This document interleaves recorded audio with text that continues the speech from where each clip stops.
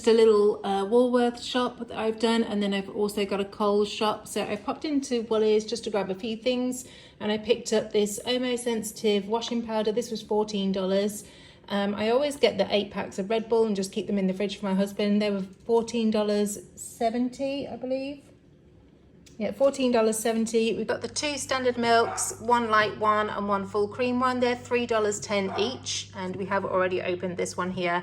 Thought I'd try these crisps. They were on offer, 2 for $1. They're just the small bags, but I thought that's just something different to try. And also the thins were on offer as well. I got 2 bags for $6. Picked up some of the chicken burgers. We love these, and these will be one of our meals this week. They are $7 for 4 burgers. Some of the tasty cheese slices, they are $7.90. I got some Cavendish bananas for $3.11, and these Nutella biscuits, which my boys love, they were $4.20. So all of this, plus the extra crisps, came to $71.91. And I'll show you my Coles one now. And this is the rest of my shopping. So I have shown you the Woolies shop. I actually just missed, I did miss this off the Woolies shop. This was $7.80, and I thought it was really good because sometimes with salmon, I never use the full pack, and I thought 50 grams is just perfect for one person. So you get 3 packs in there for $7.80. So I thought that was good. Now I'll show you the rest of my Coles shop. Okay, so we've got some of the 3 packs of paper towels. They were $3.50. I picked up 2 boxes of cereal. I always get these when they're on offer, and these were $6.50 today each. I got the milks again, a light and a full cream. They're $3.10 each. A pack of 12 free-range eggs. They were $5.60. I thought I'd try this beef stir fry and try and make a nice stir fry this week. This was on offer for $10. We got the Coles chicken burgers. My boys prefer the Woolies ones, but I picked these up and they are a bit cheaper. They're $5.50. 2 packs of the bacon. They were on offer for $13.60 for 2. I got a big pack of chicken, which I'll use this week. This was $13.79. Some of the deli ham. This was, how much was the deli ham? $6. I got a pack of the chunkers for my dog. They were $6 too. I did get 3 of these yogurts for my boys. They were $2.40 each.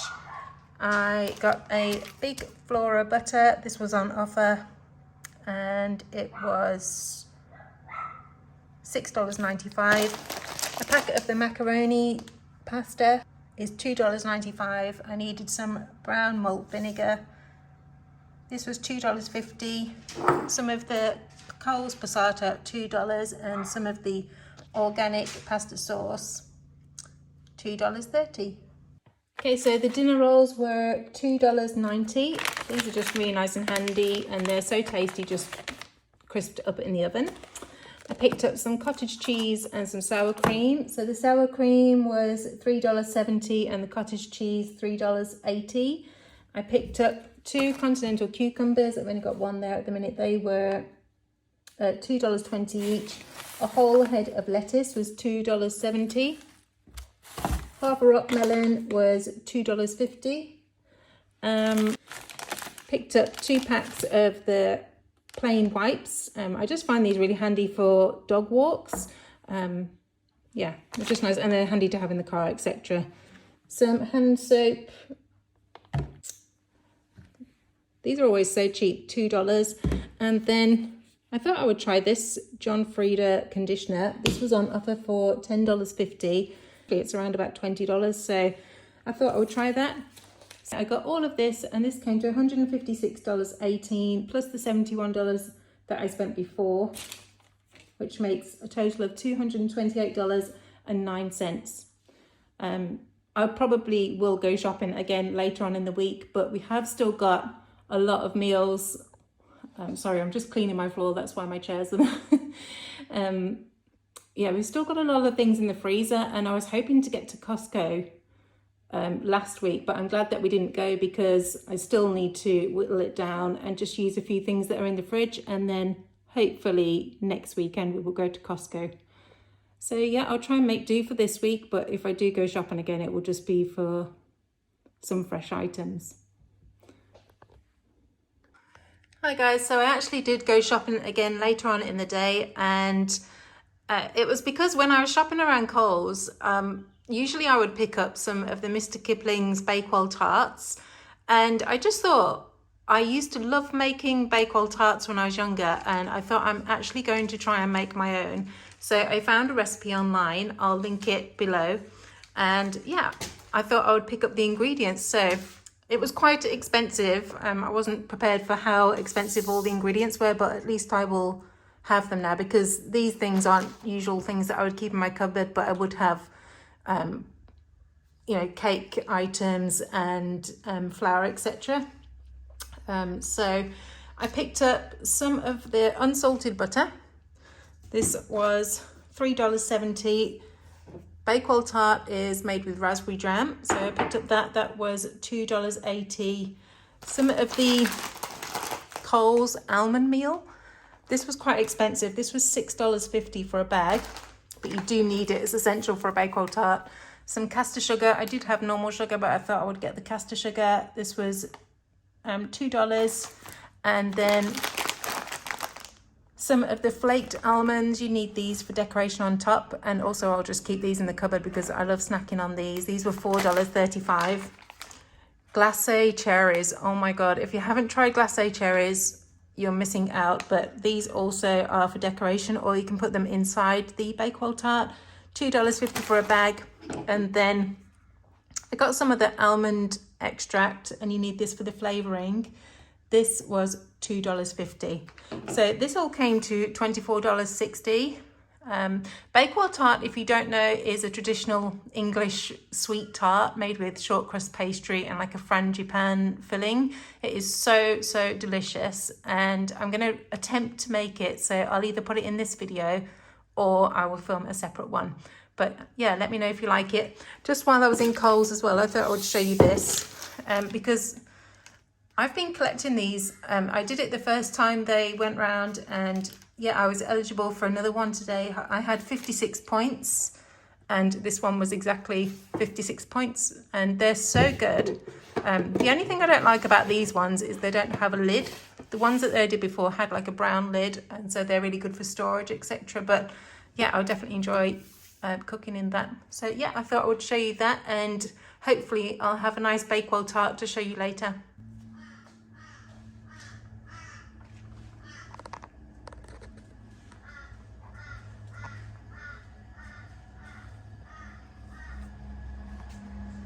Paul needs a clean.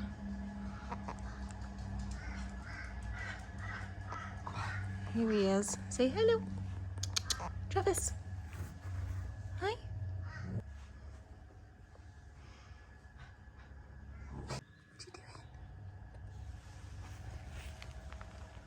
Right, so to make the Bakewell Tart, we need 200 grams of plain flour, and then we need 100 grams of unsalted butter. I'm going to mix that in there with 1 tablespoon of caster sugar, and then when it's all like breadcrumbs, I'm going to bring it together with a little bit of milk, and then we can roll it into a dough and pop it in the fridge to chill. So I'll do that. I've got nice clean hands. The butter is really soft anyway, so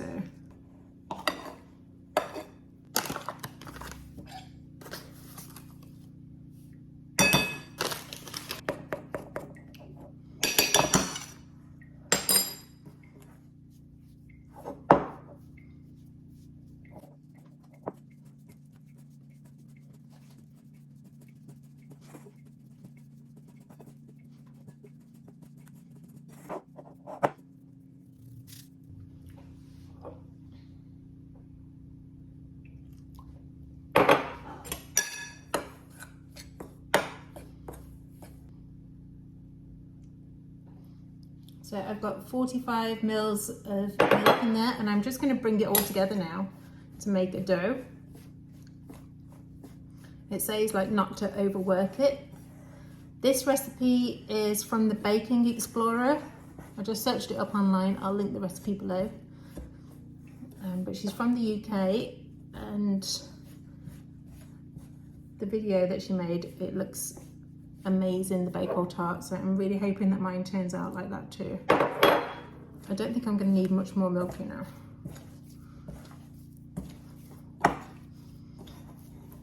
You can always tell when the dough is done because the bowl will get clean.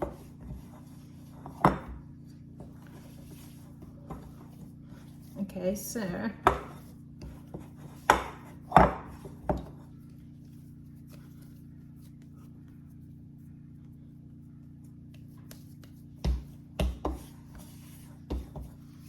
that's pretty much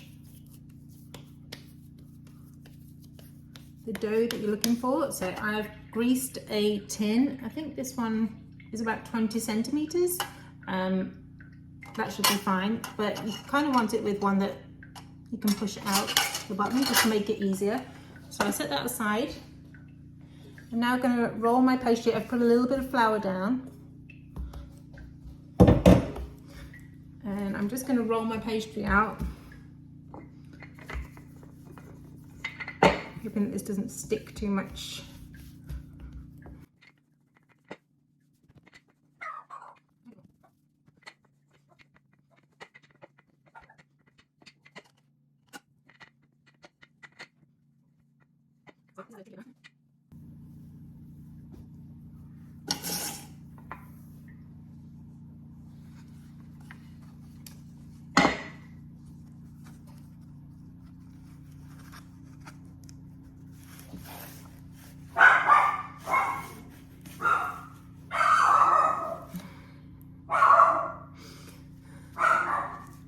So sorry, my dog is going nuts at people moving in down the street.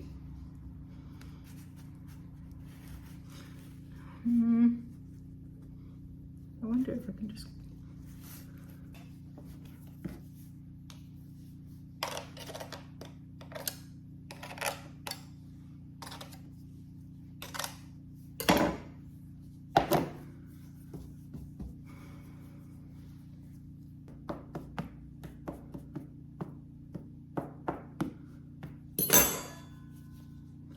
Now I'm going to let that chill for about 20. Okay, so my tart base has been chilling for about 20 minutes, and now I'm going to blind bake it. So I've just got some baking paper, and you scrunch it up like this and just lie it on the top. I don't have baking beans or rice, so I'm hoping that it will be okay. So you're just going to bake it on 180 for 15 minutes and then take this off and do it for a further 10 minutes, I think it says. So I'll put that in now. Okay, so the pastry is baking. Now I'm going to make the frangipane filling. I've never made this particular one before. I usually just make a sponge with almond extract. So I'm following an actual recipe this time, so hopefully it turns out. I've got a bit of an electric mixer here. It's not the best, but I'll try. I've got 160 grams of caster sugar, and it says to mix that together. Okay, so I've mixed that together. I don't know if it's supposed to look like that. It looks a little bit like scrambled egg. Now it says to add 2 eggs, one at a time. So I've just broken them up and beaten them. Before I put this whisk in, I am just going to mix this in a little bit because I've just got a feeling it's going to absolutely fly everywhere.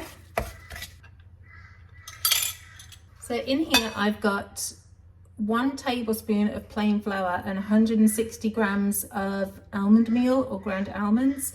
It doesn't say to add them yet, but I can see that this is curdling a little bit, so I'm going to add a little bit before I add the rest of the egg.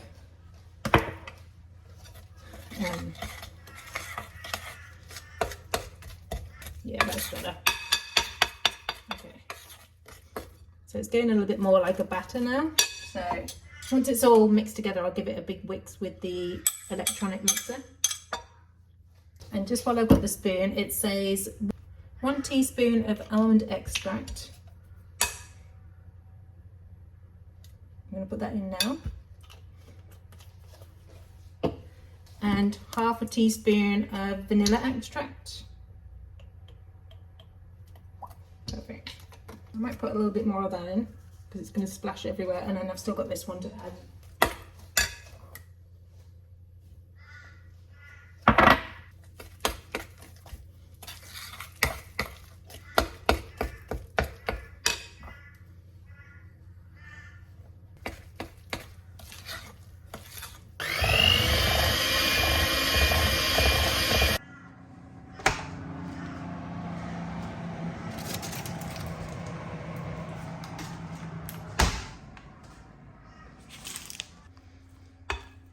Okay, so this looks done.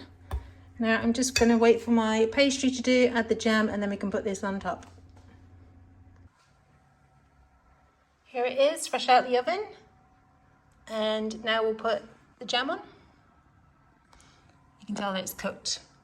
It's shrunk a little bit at the sides, but that's okay. First attempt, I'm sure it will taste nicer. And it's quite thin, the pastry, which I'm pleased with. I'm going to let it cool down for probably about 10 minutes, then I'll put the jam on.